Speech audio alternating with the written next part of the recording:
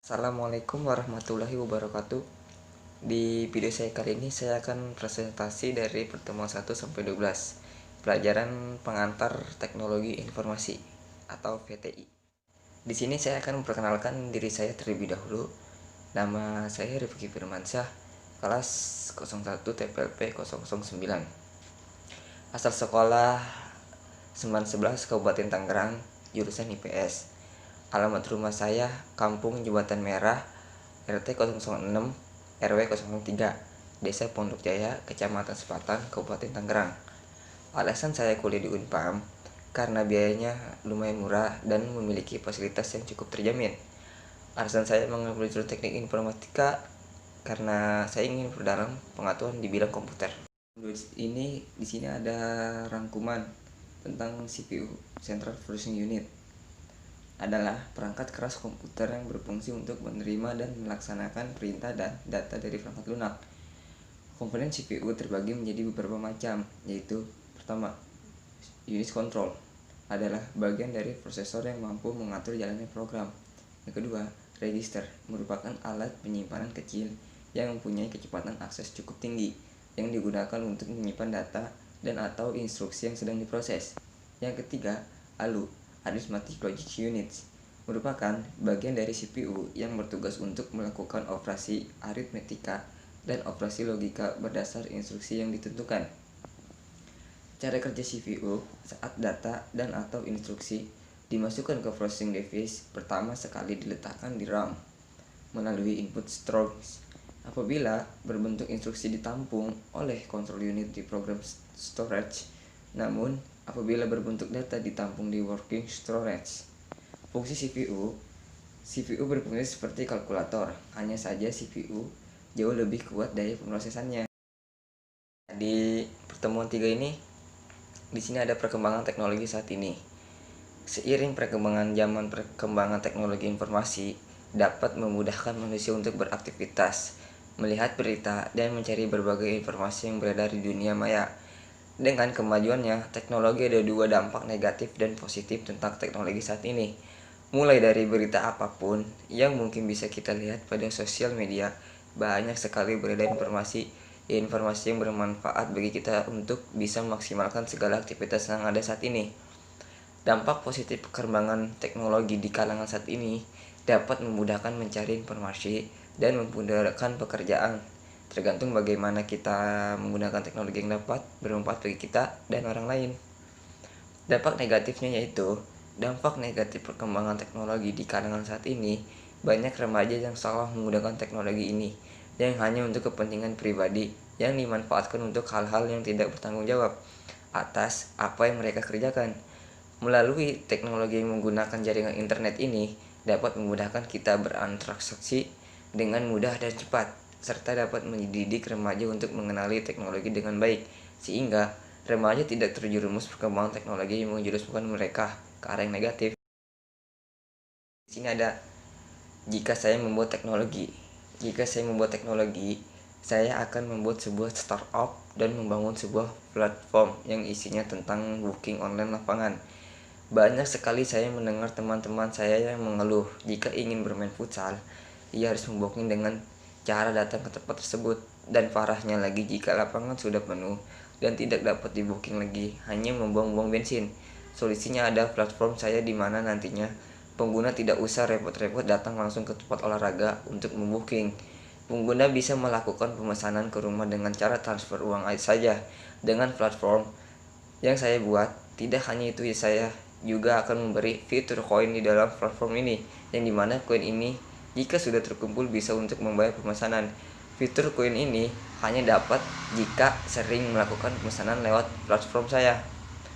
Di sini ada kelebihannya, lebih cepat dalam berinteraksi dengan konsumen, 24 jam, kemudahan untuk bisnis.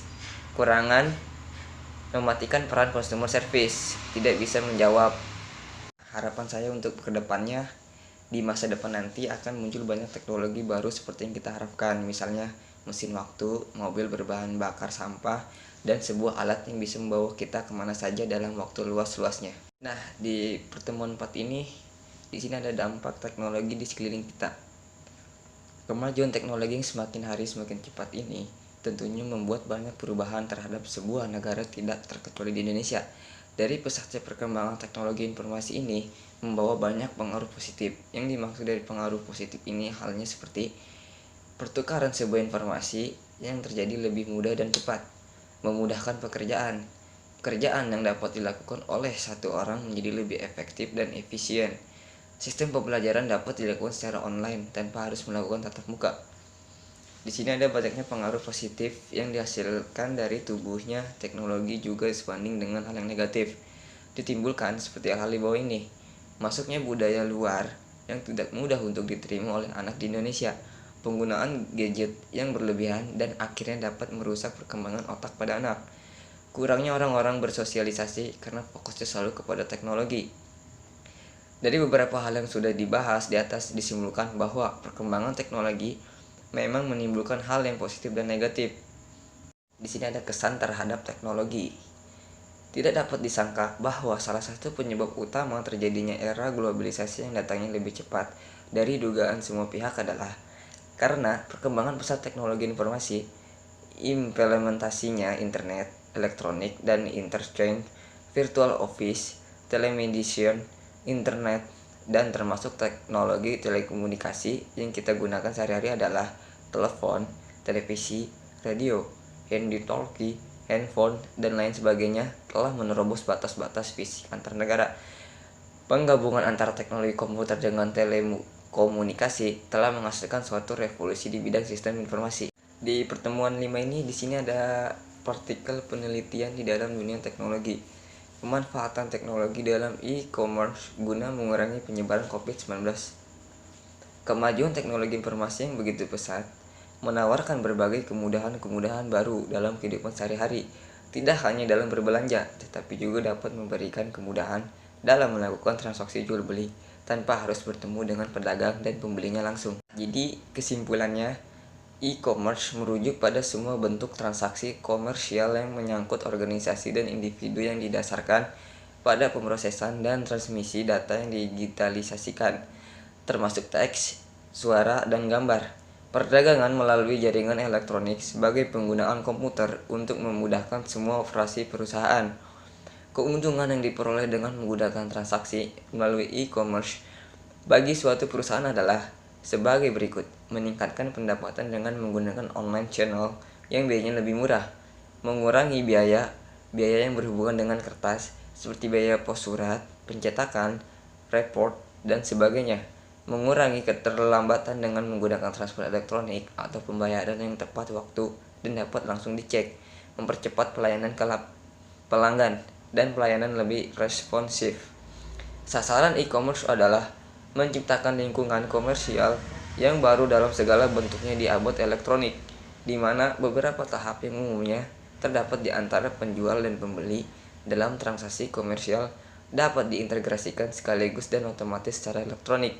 Jadi dapat minimalkan biaya transaksi. Kita langsung ke pertemuan 8 ya. Di sini ada cara menginstal Linux di VirtualBox. Pertama, berikanlah nama hostname sesukamu lalu enter. Kedua, lalu kasih password untuk root lalu enter. Ketiga, ulangin lagi password root yang pertama lalu enter. Keempat, lalu beri nama user. Beda yang tadi buat user root, sekarang ini buat user biasa untuk login lalu enter.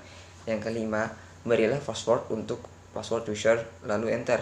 Yang keenam, nah di sini akhirnya instalasi selesai. Jangan lupa pilih continue lalu tekan enter. Dan yang terakhir, inilah saat sudah selesai instalasi tampilan Linux Debian.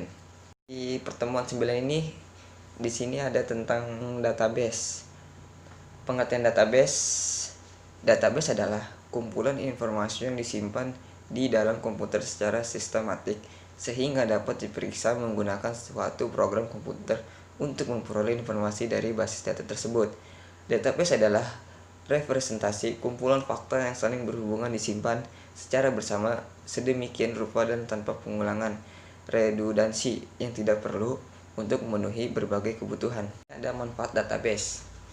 Manfaat database adalah yang pertama, sebagai komponen utama atau penting dalam sistem informasi karena merupakan dasar dalam menyediakan informasi. Kedua, menentukan kualitas informasi yaitu cepat, akurat, dan relevan, sehingga informasi yang disajikan tidak basi. Informasi dapat dikatakan bernilai bila manfaatnya lebih efektif dibandingkan dengan biaya mendapatkannya.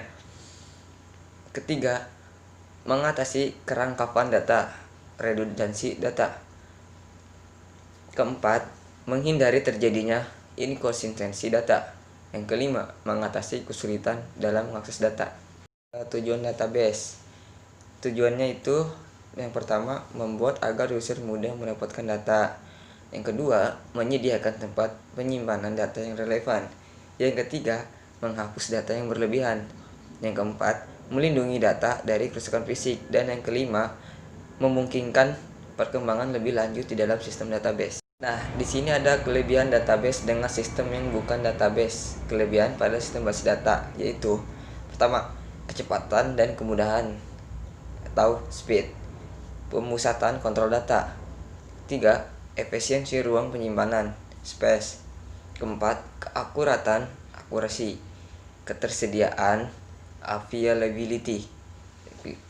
Terus ada keamanan, security. Dan yang terakhir, kebebasan data, data independence. Di pertemuan 10 ini, di sini ada pengertian SAM. SAM adalah perangkat lunak bebas yang mendukung banyak sistem operasi, merupakan kompilasi dari beberapa program. SAM merupakan tool yang menyediakan paket perangkat lunak ke dalam satu buah paket. Dengan menginstal SAM, maka tidak perlu lagi melakukan instalasi dan konfigurasi web server Apache, PHP, dan MySQL secara manual. SAM akan menginstalasi dan mengkonfigurasikannya secara otomatis untuk Anda atau auto konfigurasi. Ini ada cara install SAM. Yang pertama, pada jendela komputer akan menampilkan gambar berikut, lalu pilih next. Yang kedua, setelah itu pilih komponen yang akan diinstal dan tidak akan diinstal yang diperlukan. Setelah itu klik next. Yang ketiga, tentukan penyimpanan untuk menginstal SAM, lalu klik next. Yang keempat, lalu akan menampilkan Bitami for SAM, pilih saja next. Yang kelima, seperti ini. Tunggu beberapa saat install pada komputer atau laptop selesai menginstal, lalu klik next. Dan yang terakhir, ketika sudah diinstal, klik finish. Di pertemuan 11 ini menjelaskan tentang software. Di sini ada software lisensi. Pengertian lisensi secara umum adalah pemberian izin dari pemilik dagang atau merek kepada pihak lain dengan suatu perjanjian dan syarat tertentu. Sedangkan pengertian lisensi menurut undang-undang yang tercantum dalam UU Nomor 19 Tahun 2002 tentang hak cipta adalah izin yang diberikan oleh pemegang hak cipta atau pemegang hak terkait kepada pihak lain untuk mengumumkan dan atau memperbanyak ciptaannya atau produk hak terkaitnya dengan persyaratan tertentu. Pengertian lisensi software adalah hak eksklusif pembuat atau pemilik software atas izin, hak dan pembatasan untuk perangkat lunaknya, sehingga digunakan, disebarluaskan, diperbanyak atau diubah oleh pihak lain. Pedoman pada peraturan yang tersanjung pada lisensi software tersebut. Ini ada software free lisensi. Software free lisensi, software ini dapat digunakan tanpa perlu membayar lisensi atau hak cipta karena memang dikembangkan dengan follow open source. Jadi, dengan follow open source, orang dapat mengembangkan software dan mempublikasikannya dengan bebas melalui internet. Maka tidak heran apabila kita akan banyak menemukan free software ini di internet dan bisa secara bebas mendownloadnya tanpa perlu membayar uang sepersen pun kepada pengembang software tersebut. Macam-macam software lisensi. Yang pertama, lisensi komersial. Yang kedua, lisensi trial software. Yang ketiga, lisensi non-komersial art. Yang keempat, lisensi shareware. Nah, di sini ada macam-macam software free lisensi juga. Yang pertama, freeware. Kedua, shareware. Yang ketiga, hardware. Dan yang keempat, open source. Ini ada contoh software lisensi. Pertama, Adobe Premiere Pro CC. Yang kedua, Corel Video Studio Ultimate X Flow. Yang ketiga, Adobe Premiere Elements. Ini ada contoh software free lisensi. AVS Video Editor. Kedua, Virtual DAW. Ketiga, Blender. keempat video fat, dan yang terakhir shortcut. Di pertemuan 12 ini di sini ada pengertian keamanan komputer. Segala sesuatu yang mengenai keamanan komputer, suatu sistem yang meliputi CPU, prosesor, memori, device, dan lain-lain.